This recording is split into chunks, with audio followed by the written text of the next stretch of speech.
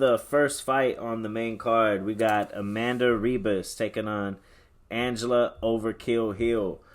These are going to be a battle of two of the top girls in the division. Ribas coming in 10-2, coming off that loss to the main event, Marina Rodriguez, and Angela coming in after that win from over Ashley Yoder, and then right before that, she had that split loss, which was very controversial against the other side of the main event with Michelle Watterson. So this is going to be a tough fight. For Amanda, she's coming off that loss, like we mentioned. She was on a roll in the UFC. Everybody was thinking she was going to be in line for a title shot until she got caught by Rodriguez.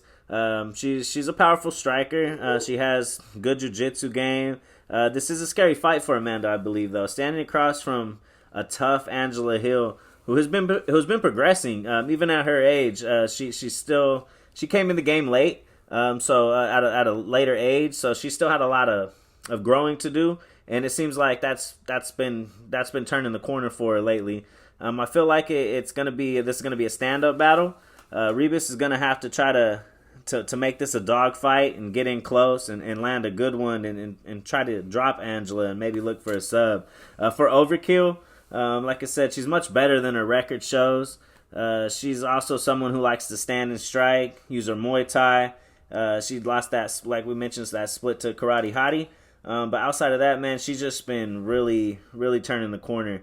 For me personally, I've been really impressed with her as of late. And I'm slightly leaning towards Angela. She is an underdog in this fight. They have her at plus 145. Ribas at minus 175. And for the plus 145, I'm really feeling Angela on this, and I think she's going to pull something out. Yeah, these are those type of fights where I need to separate my biasy for certain fighters, because I just like Angela Hill a lot. She's one of those fighters that you can consistently bet on and know she's going to go out there and give you a good fight. And she cashes a lot of underdog tickets too, so when you see her at underdog odds, it's always good to, give it a good stab. But I don't know if I'm betting her just because I like her in this spot or whatnot. So these type of fights, I don't really like to bet on. I want to stay away from pretty much. Ribas, she's really good, man. She's good on the feet. She's good grappling. She's gonna try to press for this one. She's not gonna try to stand on the feet on this one. She's gonna press for takedowns against Angela. Doing so, I see it being a boring fight.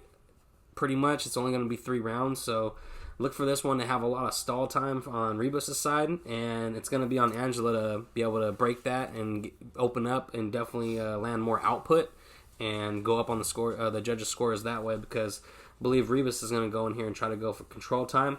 In all her interviews, she just says, just don't stop. So I'm kind of leaning towards, this chick just coming out here and shooting for takedowns and just super pressuring Angela. Angela's, coming into her own right, though. She's 36 years old. She's a young 36, so it's not something that's worrying me going into this fight against this 27-year-old. I'm gonna have to, like I said, I'm gonna side Hill, but my best bet on this one is definitely the over. I'm throwing that over in a parlay for sure. Klein the over on this one might stick something else in there as well, but I like the over on this one a lot. I know it's gonna be juice, but I'm not really tripping because I think it's minus 220 for over 2.5. 220. That's not bad. I was thinking it would be like minus 400 or something crazy, but minus 200 here now. 200, yep. Give or take right there. Yeah, no, that's great, man. I like that line a lot. I don't see Ribas coming out here and finishing Hill, and on the flip side, I don't see Hill finishing her at all. So I like that bet a lot. This fight is, I think it's a big fight for both of these girls. I think if one of them is able to win in impressive fashion, I feel like that puts them right up there for a title shot. I mean, I think they're right now on the verge. And a big win for either one of these chicks is going to get them right in the conversation. So I look for them to both bring it. So it should be a good one. I'm going Hill. Who you got on this?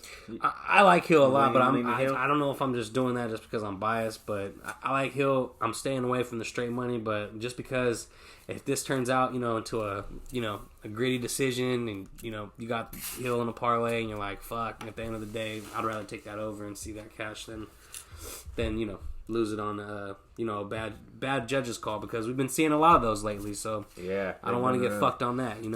All right. So I'll take the over. All right. So yeah, it looks good. That over does look good on this. Both picking heel.